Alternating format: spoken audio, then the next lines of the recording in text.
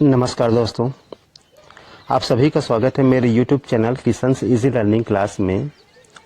आज का जो वीडियो है उसे मैंने 12वीं क्लास के स्टूडेंट्स को ध्यान में रखकर बनाया है और जो टॉपिक है वो है सो दैट एक ऐसा टॉपिक जिससे बोर्ड हमेशा से ही एक सवाल सेट करते आया है और आज जिन सवालों को मैंने पढ़ाने का समझाने का प्रयास किया है, उम्मीद करता हूँ कि उनमें से कोई सवाल आ ही जाएगा।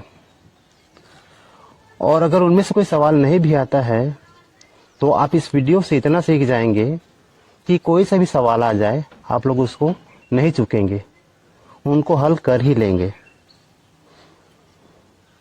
तो चलिए हम अपने वीडियो को शुरू करते हैं।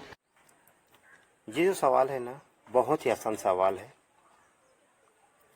ये सवाल 2 सेंटेंस में है। The poem is very easy, पहला sentence. Everybody can understand it, दूसरा सेंटेंस। और दोनों का दोनों सेंटेंस ही अपनी मीनिंग को क्लियर कर रहा है।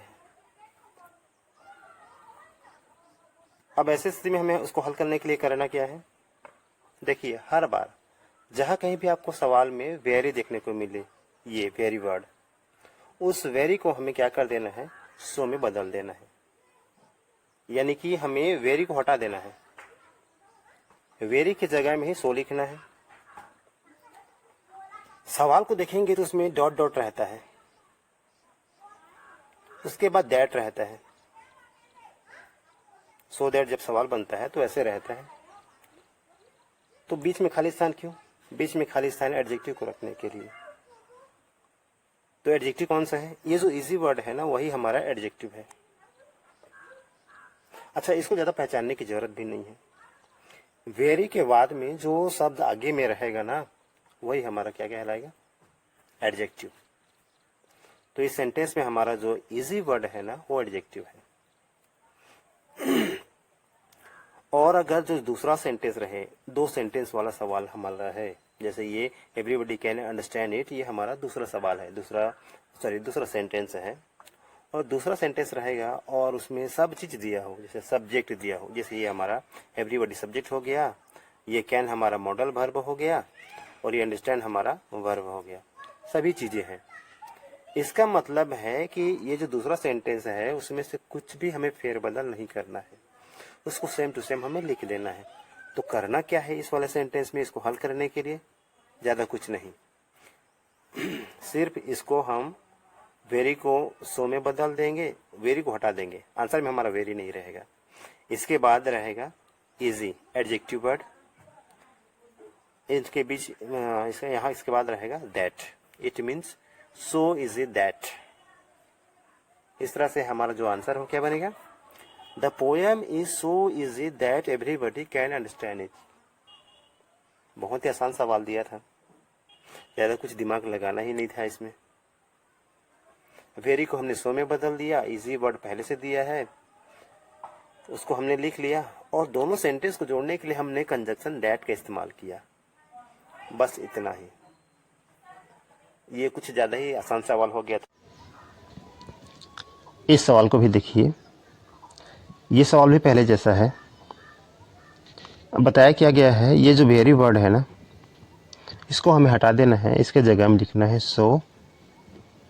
उसके बाद आगे जो वर्ड है वही हमारा एडजेक्टिव है। जैसे कि इस सेंटेंस में डिफ़िकल्ट वर्ड हमारा क्या है? एडजेक्टिव है। तो क्या बन जाएगा यहाँ पे?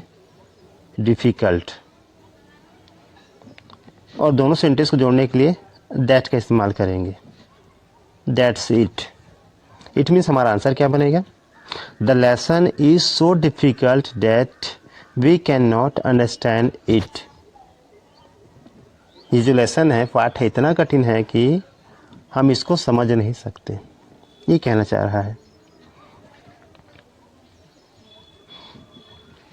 ऐसा इसलिए हमें ज़्यादा कुछ करना नहीं पड़ रहा है क्योंकि दूसरा जो सेंटेंस है ना, ये we can not understand it, इसमें हर चीज़ है। सब्जेक्ट है, मॉडल वर्ब है और ये हमारा वर्ब है, सभी चीज़ें होता है ना।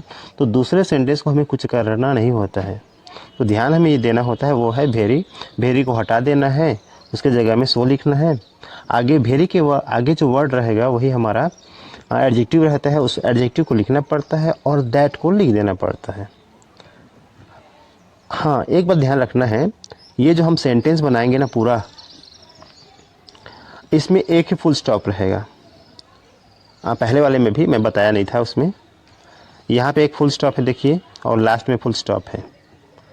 तो दोनों, ये जो फुल स्टॉप है ये वाला, ये ख़त्म हो जाएगा। लास्ट में हमारे आंसर में एक ही फुल स्टॉप रहेगा। आंसर क्या बनेगा इसका?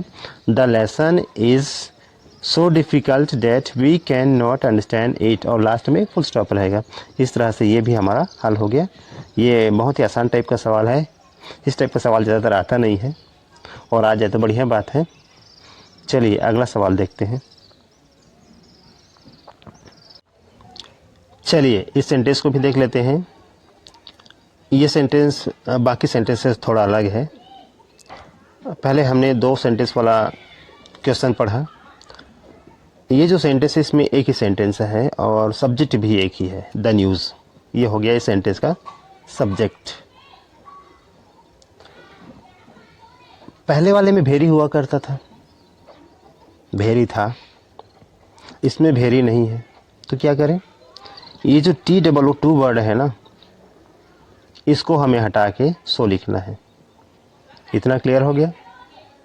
जैसे भेरी के बाद में एडजेक्टिव होता था, वैसे ही TOO के बाद में जो वर्ड रहता है ना, यानी कि इसमें जो वर्ड है गुड, ये हमारा क्या है? एडजेक्टिव है। तो सो के बाद हम इस गुड वर्ड को लिखेंगे। क्लियर? और उसके बाद लिखेंगे दैट, यानी कि सो दैट के बीच में ही हमारा एडजेक्टिव रहता है। इतना कंपलसरी है, सो दैट के बीच में एडजेक्टिव रहता है। और एडजेक्टिव को पहचानने का तरीका ये है कि भेरी के बाद में रहेगा या टू के बाद में रहेगा, TOO के बाद में रहेगा। लेकिन थोड़ी सी दिक्कत ये है कि इस वाले सेंटेंस में आगे हमारा वर्ब नहीं है। तो आगे वर्ब नहीं है तो हमें करना क्या है? चलिए मैं बताता हूँ एक एक करके। देखिए, सब्जेक्ट की जगह में सब्जेक्ट को लिख दीजिए सेंटेंस में, द न्यूज़। इतना कर दिए। जो इसमें हेल्पिंग वर्ब है इज़, इसको भी लिख दिए। जो TOO है ना, उसको हमें बदल देना है सो में, ये भी कर दिए। जो गुड है वो तो गुड ही रहेगा वहीं पे, वो बदलेगा नहीं, एडजेक्टिव है। उसके बाद हमें क्या करना है? दैट लिखना है, ये कंपलसरी। इतना को हम लोग समझ ही गए हैं। अब आगे ये दैट का इस्तेमाल हो जाने के बाद हमें इस्तेमाल करना होता है कोई सब्जेक्ट, और इसमें 2 सेंटेंस है नहीं, और हमें लिखना है सब्जेक्ट। तो सब्जेक्ट लिखें तो सब्जेक्ट किस बेस पे लिखें? सब्जेक्ट हमें लिखना है ये सामने वाला देख के। हमारा सामने क्या है? The news. द न्यूज़ हमारा सब्जेक्ट है, तो यही सब्जेक्ट वहाँ उधर बनेगा। बट जो सब्जेक्ट सेंटेंस में है, क्वेश्चन में है, वो वर्ड सेम नहीं रहेगा। यहाँ जो द न्यूज़ वर्ड है ना, वो नाउन है। ये जो न्यूज़ वर्ड है ना, वो नाउन है, ये नाउन। तो इस नाउन को हम सेम टू सेम नहीं लिखेंगे, इसके जगह में हम कोई प्रोनाउन इस्तेमाल करेंगे। तो द न्यूज़ वर्ड के लिए हम लोग क्या प्रोनाउन इस्तेमाल कर सकते हैं? इट। ये कंपलसरी है, मतलब यहाँ हम सब्जेक्ट देखेंगे और सब्जेक्ट के हिसाब से हम उसका प्रोनाउन इस्तेमाल करेंगे। थोड़ा सा बात समझा देता हूँ। जैसे यहाँ पे अगर बॉय रहता तो यहाँ दैट के बाद हमें सब्जेक्ट लिखना है। अगर और डबल सब्जेक्ट नहीं दिया है, 2 सेंटेंस वाला सवाल नहीं है, तब तो बॉय को हम लोग क्या लिख लेते हैं? प्रोनाउन इस्तेमाल करें तो ही लिखते हैं, लड़का के लिए ही। अगर यहीं पे गर्ल वर्ड रहता, कोई फीमेल नाम रहता, तो क्या करते? सी लिखते यहाँ पे। अब यहाँ जो सब्जेक्ट है न्यूज़, ये ना तो लड़का है ना तो लड़की है, इसलिए हम इसको क्या कर रहे हैं? इट लिख रहे हैं। इतनी सी बात को आप समझ गए होंगे।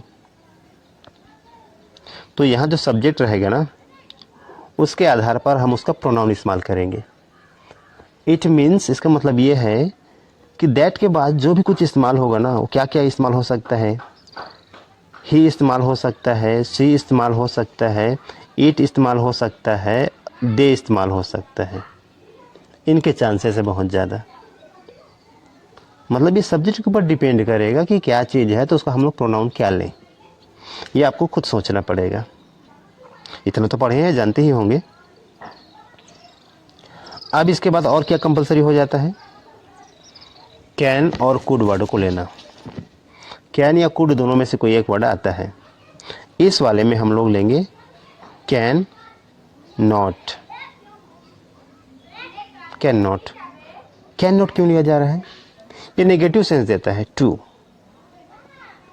अगर इसमें आगे और हमारा सब्जेक्ट नहीं रहता है, सेंटेंस नहीं रहता है, आगे एक ही सेंटेंस का है, तो यहाँ सब्जेक्ट लिख लेने के बाद कैन नॉट या फिर कुड नॉट लिखना पड़ता है हमें, ये नियम है। तो हम यहाँ पे कैन नॉट ही क्यों लिख रहे हैं, उसके पीछे वजह है ये इज रहेगा ना, तो आंख मूंद के आप लोग क्या कर लीजिए, कैन नॉट लिखिए। और वाज रहेगा तो हम क्या लिखेंगे, could not. It means present tense के लिए हम इसको कैन नॉट का इस्तेमाल करते हैं और पास्ट के लिए कुड नॉट। इतना क्लियर हो गया। उसके बाद यहाँ जो बी वर्ड दिया रहेगा उसको बी को हम लिख देंगे और लास्ट में जो वर्ड है उसको।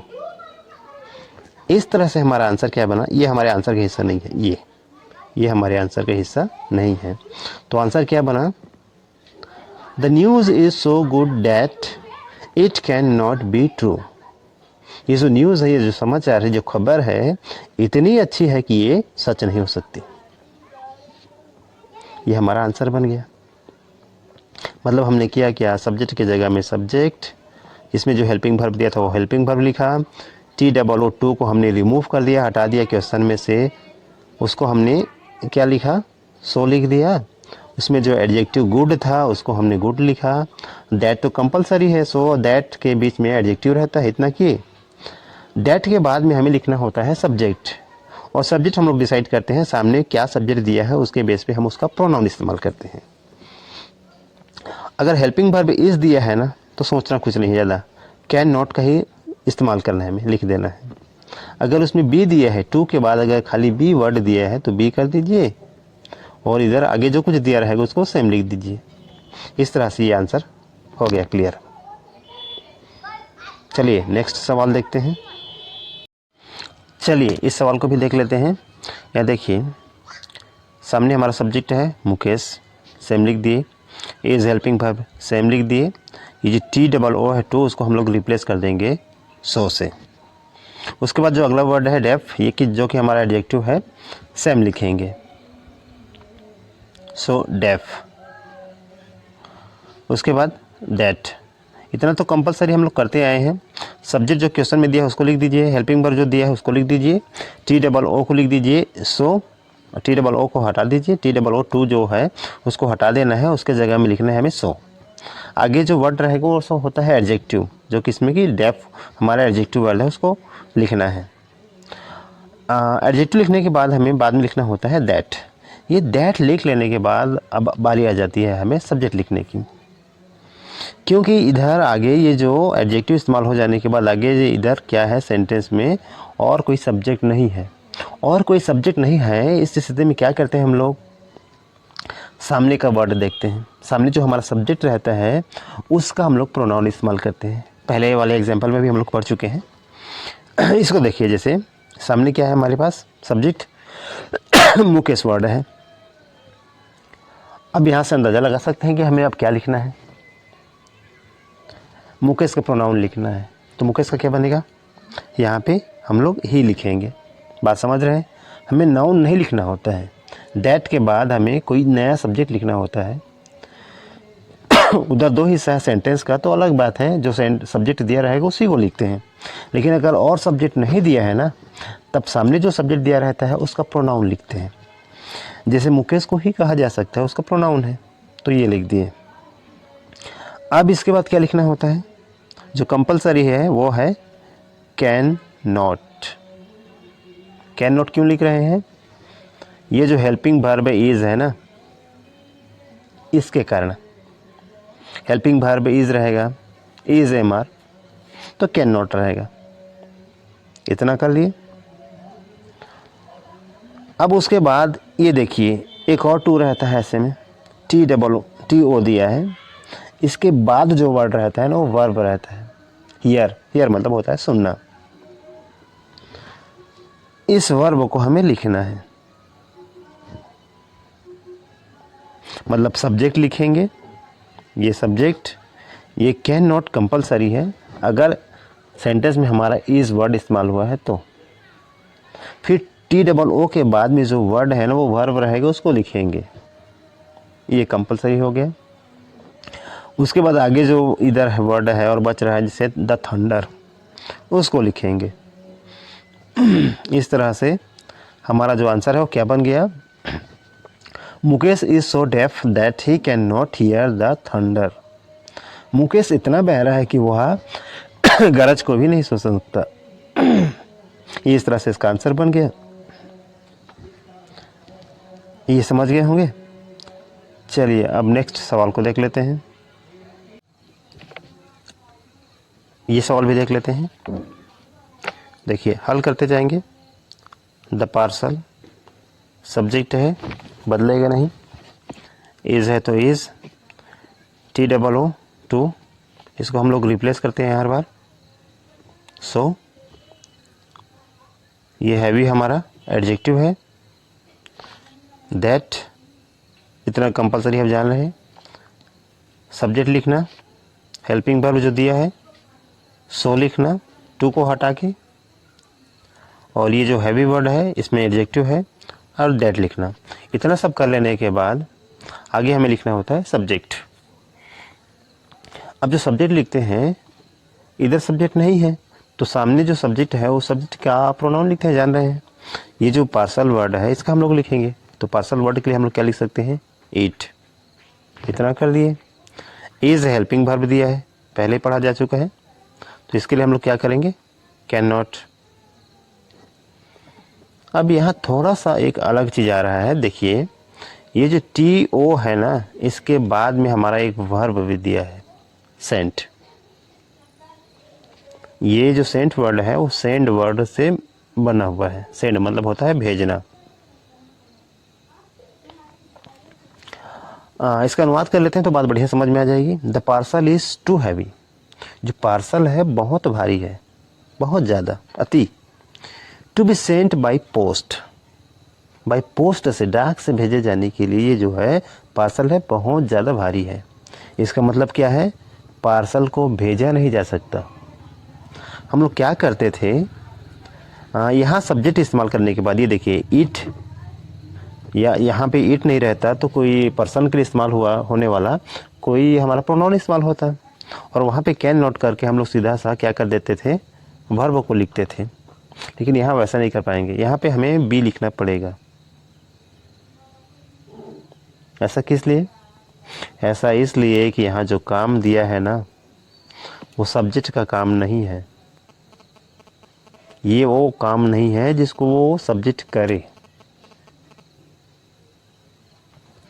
टू बी, और यहाँ पे जो लास्ट वर्ड रहेगा ये रहेगा V3, वर्ब का थर्ड फॉर्म इस्तेमाल होगा। कब, अगर यहाँ जो काम रहेगा TO के बाद कोई वर्ब आएगा और वो काम सब्जेक्ट का ना हो, किसी और का हो या हमारा हो, हम इंसानों का हो, तब की स्थिति में क्या करना है, बी लगाना है और भी। देखिए इस वाले में हमने कैन नॉट बी सेंट क्यों किया, इस वाले एग्जांपल में हमने कैन नॉट बी सेंट किया क्योंकि हम लोग कैन नॉट सेंड करते ना तो इसका जो अर्थ है बुरी तरह से ख़राब हो जाता है। ख़राब कैसे हो जाता है, देखिए काम को, the parcel is so heavy, parcel इतना भारी है कि that it can not send करते ना तो ये भेज नहीं सकता, बोलते कौन नहीं भेज सकता। क्या ये जो पार्सल है इसका काम है पोस्ट करना, नो, ये पार्सल को कोई और भेजेगा। इट मीन्स पार्सल को भेजा नहीं जा सकता ये कहेंगे। इसलिए हमें क्या करना पड़ा, कैन नॉट बी सेंट करना पड़ा। सेंट यानी कि वर्ब का थर्ड फॉर्म। अगर हम लोग कैन नॉट बी सेंट ना करके सेंड करते ना तो पार्सल इतना भारी है कि यह भेज नहीं सकता बोलते। तो पार्सल किसी को भेजेगा थोड़ी, पार्सल किसी के द्वारा भेजा जाएगा। ऐसा है, बात को समझ गए होंगे। अब आगे देखते हैं। पहले एग्जाम्पल को भी बढ़िया से देख लेते हैं, समझ लेते हैं, इससे हर बात क्लियर हो जाएगी। सेंटेंस को देखिए, इसमें दिया है subject the lesson. The lesson लिखेंगे इज़, टू को हटाते हैं हर बार, टू के जगह हम लिखते हैं सो। आगे जो वर्ड है डिफ़िकल्ट, डिफ़िकल्ट लिख दिया। उसके बाद लिखते हैं दैट, इतना कंपलसरी है। सब्जेक्ट इज़ लिखा हमने, the lesson is so difficult that, इतना कंपलसरी है। इसके बाद क्या देखते हैं, दैट लिख लेने के बाद हमें सब्जेक्ट इस्तेमाल करना होता है, और सब्जेक्ट इधर अलग से है नहीं, तो सामने हमारा जो सब्जेक्ट है उस सब्जेक्ट का हम लोग क्या करेंगे, प्रोनाउन इस्तेमाल करेंगे। और सब्जेक्ट क्या है हमारा, लेसन। तो लेसन की जगह हम लोग क्या इस्तेमाल कर सकते हैं, इट वर्ड इस्तेमाल कर सकते हैं। देखिए ये इट इस्तेमाल हो गया। अब इसके बाद ये जो टी ओ है ना, टू, उसके बाद जो वर्ड है वो वर्ब रहता है फर्स्ट फॉर्म में। ये फर्स्ट फॉर्म में वर्ब है। अब ये वर्ब को हम लोग इसमें सब्जेक्ट से मैच करते हैं, मिलाते हैं। क्या ये वर्ड दिया है, अंडरस्टैंड। तो अंडरस्टैंड की वर्ड मीनिंग होती है समझना। तो क्या समझने का काम ये लेसन करेगा? इसमें जो सब्जेक्ट दिया है क्वेश्चन में, वो सब्जेक्ट करेगा काम, मतलब लेसन समझने का काम करेगा? नो, समझने का काम जो करेगा वो हम करेंगे, कोई तीसरा व्यक्ति करेगा। मतलब सब्जेक्ट का काम, ये वाला जो वर्ब रहता है वो काम सब्जेक्ट का नहीं होता है ना, तब किस स्थिति में कैन नॉट बी या कुड नॉट बी इस्तेमाल करते हैं। तो ये इट लिख लेने के बाद ही करेंगे हम उसको। तो यहाँ पे क्या करेंगे, नॉर्मली हम लोग कैन नॉट लिखते थे, तो कैन नॉट बी लिखेंगे, कैन नॉट बी। ये कंपलसरी हो जाएगा अगर टी ओ के बाद जो वर्ब दिया हुआ है वो सब्जेक्ट का काम ना हो तो, क्योंकि यहाँ जो लेसन है वो हमारा सब्जेक्ट है और अंडरस्टैंड समझना हमारा काम है। तो जो लेसन है वो समझने का काम नहीं करेगा, समझने का काम हम करेंगे, कोई तीसरी पार्टी करेगी। तो वहाँ पे कंपलसरी ये हो जाता है कि दैट के बाद इट वर्ड का इस्तेमाल करने के बाद, या कोई सा भी सब्जेक्ट आता है उसको लिखने के बाद कैन नॉट भी करना पड़ेगा। और उसके बाद ये जो वर्ड आया रहेगा ना, टी ओ के बाद जो वर्ब आया रहेगा उसका थर्ड फॉर्म इस्तेमाल करते हैं। तो इस तरह से क्या बन जाएगा, अंडरस्टैंड का थर्ड क्या बनता है, अंडरस्टूड। तो इस तरह से पूरा का पूरा आंसर क्या बन गया, the lesson is so difficult that it can not be understood. Lesson जो है इतना कठिन है कि इसको समझा नहीं जा सकता है। अगर हम लोग कैन नॉट बी नहीं करते हैं, कैन नॉट अंडरस्टैंड कर लेते हैं, ये जो हमारा अंडरस्टूड है वो वर्ब का थर्ड फॉर्म है। अगर हम लोग यहाँ पे कैन नॉट बी अंडरस्टूड करते ना, इसके जगह हम लोग कैन नॉट अंडरस्टैंड करते, तो अनुवाद क्या बन जाता है, लेसन जो है इतना कठिन है कि लेसन समझ नहीं सकता है, तो बात गड़बड़ हो जाती। इसलिए हमें क्या करना पड़ रहा है, कैन नॉट बी का इस्तेमाल करना पड़ रहा है। और लास्ट में हम लोग क्या करेंगे, बी जब इस्तेमाल होगा ना और वर्ब रहता है तब क्या करते हैं, वर्ब का थर्ड फॉर्म भी इस्तेमाल करते हैं। तो इस तरह से हमारा लेसन, हमारा लेसन बोल रहा हूँ, इसका जो आंसर है वो क्या आंसर बन गया, the lesson is so difficult that it can not be understood. Lesson इतना कठिन है कि इसको समझा नहीं जा सकता है। एक और एग्जाम्पल से बात को समझाने का प्रयास करूँगा, आशा है उस एग्जाम्पल को देखने के बाद कोई डाउट नहीं रहेगा।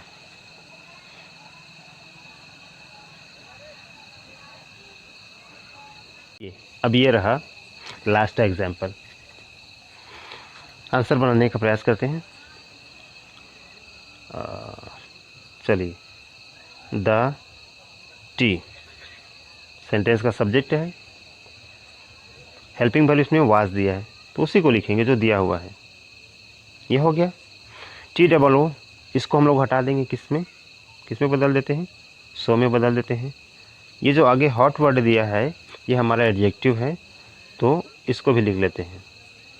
फिर लिख देंगे दैट, इतना कंपलसरी है, जान रहे हैं। सब्जेक्ट लिखते हैं, हेल्पिंग वर्ब लिखते हैं, TOO को हम लोग सो में बदल देते हैं और उसके आगे जो वर्ड रहता है एडजेक्टिव उसको सेम लिखते हैं, हॉट। उसके बाद हम लोग इस्तेमाल करते हैं दैट। इसके बाद बारी आ जाती, दैट इस्तेमाल करने के बाद बारी आ जाती है सब्जेक्ट इस्तेमाल करने की। और ये सेंटेंस जो है बड़ा ही छोटा सा है, आगे और सब्जेक्ट नहीं है, तो आगे सब्जेक्ट हमें दैट वर्ड के बाद इस्तेमाल करना पड़ेगा। और वो हम लोग इस्तेमाल करते हैं किस आधार पे? सामने जो सब्जेक्ट दिया है उसी आधार पे। तो इस सेंटेंस में, इस सवाल में हमारा सब्जेक्ट क्या है? द टी, यानी कि चाय। तो उसको हम लोग क्या लिखेंगे? द टी लिखेंगे? नो, हर बार हम लोग प्रोनाउन इस्तेमाल करते हैं, तो टी का प्रोनाउन क्या इस्तेमाल किया जा सकता है? इट, कैन नॉट या कुड नॉट, इतना तो लिखते हैं। तो यहाँ पे क्या लिखेंगे हम लोग? कुड नॉट, कुड नॉट लिखेंगे। कुड नॉट क्यों लिख रहे हैं? क्योंकि यहाँ जो हेल्पिंग वर्ब है वाज इस्तेमाल हुआ है। पास्ट के लिए हम लोग कुड नॉट लिखते हैं और प्रेजेंट के लिए कैन नॉट, इतना कंपलसरी है। अब इसके बाद जो मेन समझने की बारी आती है वो है ये जो TO के बाद जो आगे वर्ड दिया है ना, टेक। टेक मतलब यहाँ चाय पीने की बात हो रही है। टेक मतलब पीना होता है, चाय कॉफ़ी पीने के लिए हम लोग टेक वर्ड इस्तेमाल करते हैं। वैसे ड्रिंक वर्ड इस्तेमाल करते हैं तो भी ज़्यादा गलत नहीं है।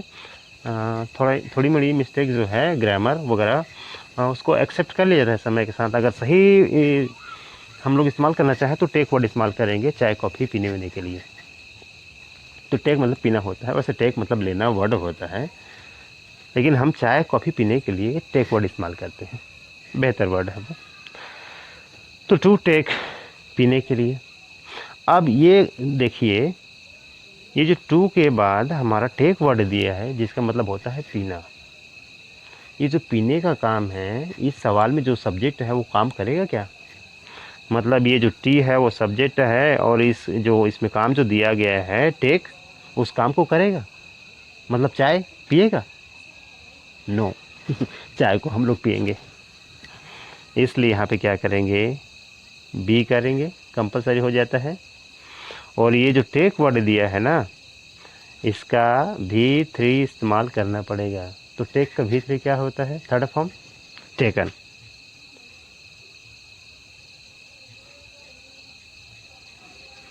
तो इस तरह से इसका आंसर क्या बन गया?